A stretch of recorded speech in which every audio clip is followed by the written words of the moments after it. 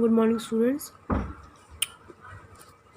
Now this is the next video for class 11,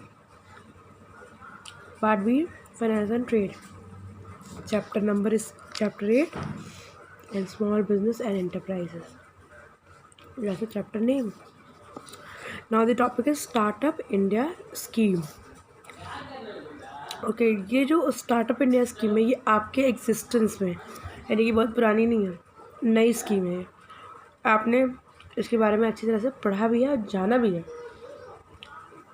भले आपने theoretically नहीं समझा हो, मगर आपने 2015 में मोदी जी ने अनाउंसमेंट किया था मेक इन इंडिया, यानी कि इंडिया में बना हुआ, हम लोग को उसी पे काम करना है।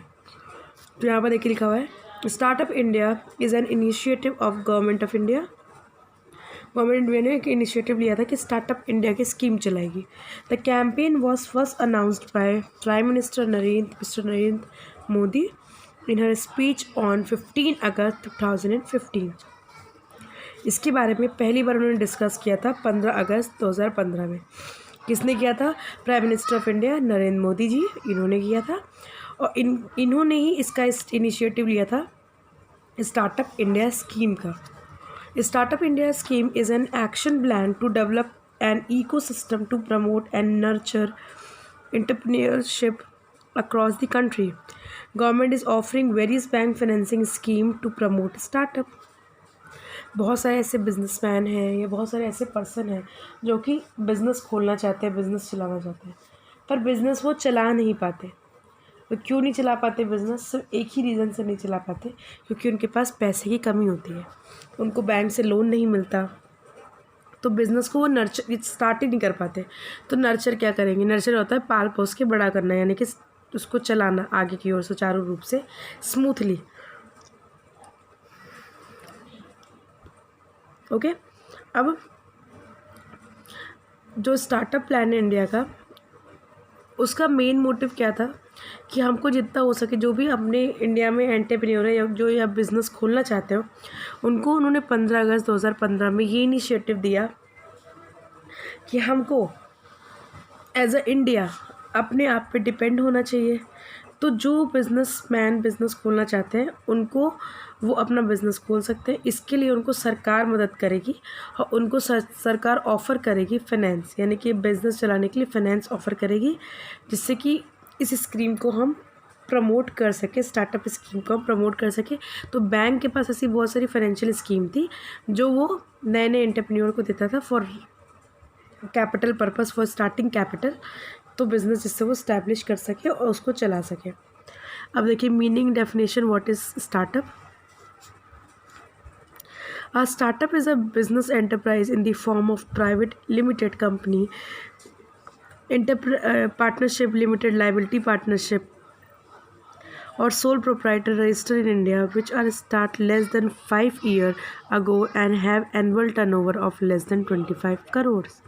अब ये स्टार्टअप स्कीम इन्होंने खोली जो कि पूरी प्राइवेट लिमिटेड में थी, यानी कि प्राइवेट सेक्टर हो गई। तो प्राइवेट सेक्टर में आपने सारे फॉर्म्स पढ़े हुए हैं, चाहे वो पार्टनरशिप हो, चाहे वो लिमिटेड पार्टनरशिप हो, चाहे वो सोल प्रोप्राइटरशिप हो, जो कि इंडिया में रजिस्टर होगी, जो स्टार्ट होगी 5 साल से कम में स्टार्ट होगी और जिसका टर्नओवर कम से कम 25 करोड़ से कम होगा, लेस देन 25 करोड़। तो यही स्टार्टअप स्कीम की मेन मीनिंग है। To be eligible for startup, the enterprise should not have formed by splitting up a reconstruction and its turnover should not have exceed 25 crore since its existence। अभी बता रहा है कि एक ये एलिजिबिलिटी और भी है स्टार्टअप स्कीम में कि जिसकी ऑलरेडी बिजनेस है, जिसकी ऑलरेडी बिजनेस है वो स्प्लिट नहीं कर सकता, यानी कि रिकंस्ट्रक्शन नहीं कर सकता, और वो उनकी जो उनका टर्नओवर होगा वो 25 करोड़ से ऊपर नहीं होना चाहिए। यानी कि एकदम सिंपल सी ऊपर वाली भाषा दी हुई है, जो ऊपर का स्टैंडर्ड है, यानी कि startup business scheme private enterprise खोल सकते हैं, यानी कि प्राइवेट में जो फॉर्म्स है वही उसी फॉर्म में खुल सकता है जो कि इंडिया के लॉ में लिखा हुआ है। अब आप चाहे सोल प्रोप्राइटरशिप खोलें, चाहे पार्टनरशिप खोलें, चाहे कंपनी खोलें, चाहे लिमिटेड पार्टनरशिप खोलें, पर आपका एनुअल टर्नओवर जो होगा वो 25 करोड़ से कम होना चाहिए और जो 5 साल से कम, मतलब कि जैसे अभी 15 चल रहा है तो 5 साल का टेन्योर कम होना चाहिए, यानी कि बिज़नेस आपने स्टार्ट किया है तो बिज़नेस आपका 5 साल से कम का होना चाहिए, तभी आपको इस स्कीम में एक हिस्सा मिल सकता है। यानी कि स्टार्टअप के तौर पे मिल सकता है या फिर बिज़नेस को ढंग से चलाने के तौर पे, एक्सपेंशन के तौर पे, मगर 5 साल से ज़्यादा नहीं होना चाहिए। यानी कि अगर कोई बिज़नेस 6 साल से इस्टेब्लिश है तो वो स्कीम के अंदर नहीं आता, मगर 4 साल का है तो वो स्कीम के अंदर आएगा, जिनकी टर्नओवर लेस देन 25 करोड़ की होगी। ओके, अब वेरियस स्कीम क्या क्या है यहाँ पर देखिए लिखा है, various scheme and way to fund startup by government of India. अब कौन कौन सी स्कीम है जिसको स्टार्टअप के तौर पे इन्होंने इस्तेमाल किया। The government of India is taking lot of step to encourage startup projects. Common scheme benefit offer by government. अब कौन कौन से ऐसे स्टेप्स हैं जो इन्होंने किए और क्या क्या बेनिफिट है जो कि गवर्नमेंट ने ऑफ़र किया, तो यहाँ पर दिया हुआ है। नो इंस्पेक्शन, यानी कि कोई भी चेकिंग नहीं होगी।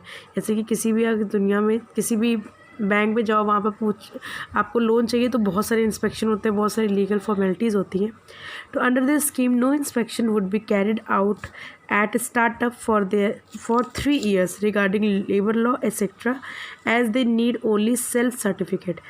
आप अपने हाथ से सेल्फ सर्टिफाई कर दो कि ये हमारा बिज़नेस है, और कोई भी 3 साल तक कोई भी इंस्पेक्शन नहीं होगा। यानी स्टार्टअप के दौरान 3 साल अगर बिज़नेस स्टैब्लिश करे हो गया है तो कोई चेकअप नहीं करेगा, यानी कि कोई चेकिंग नहीं होगी कि आपका बिज़नेस किस तरह से रन कर रहा है, क्या रन कर रहा है। तो इसके लिए कोई भी इंस्पेक्शन नहीं है 3 साल तक।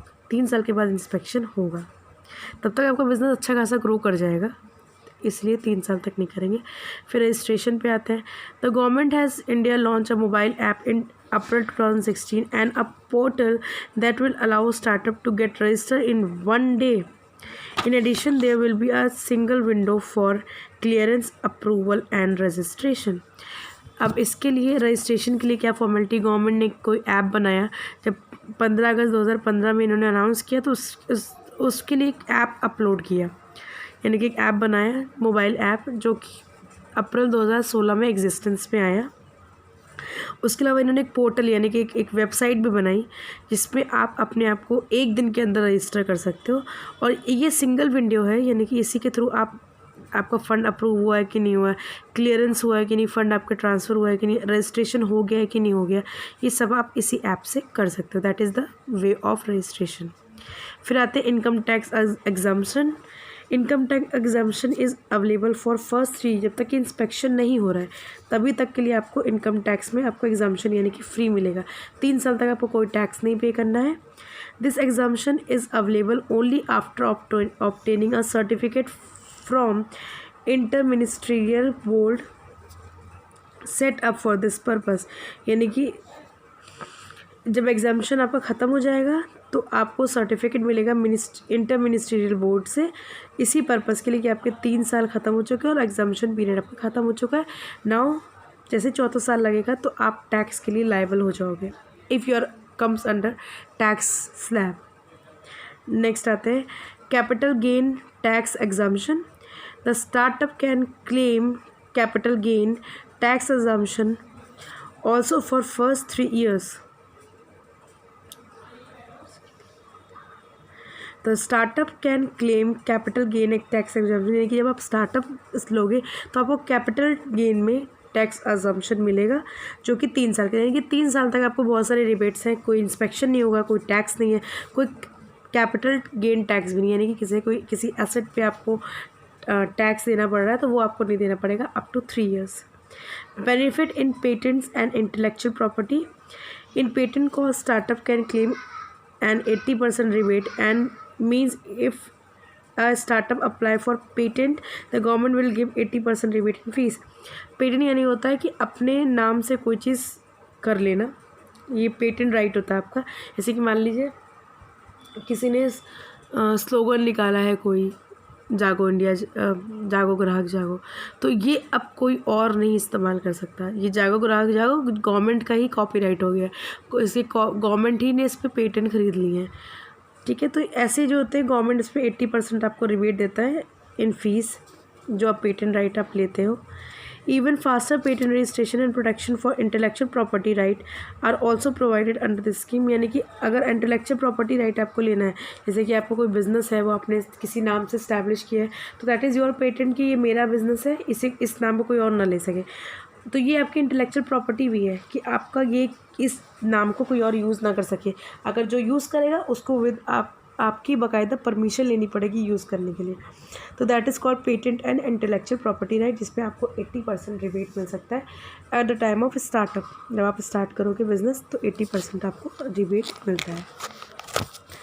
एंड द लास्ट स्कीम क्या है इनका वे, फंडिंग स्कीम फॉर स्टार्टअप। अब फंडिंग कैसे करते हैं ये, यानी कि अब आते हैं मुद्दे, अभी तो फॉर्मेलिटीज़ हो गई, अब आते हैं मुद्दा कि कैसे ये करते हैं, फंडिंग स्कीम कैसे है इनकी। तो गवर्नमेंट हैज़ अनाउंस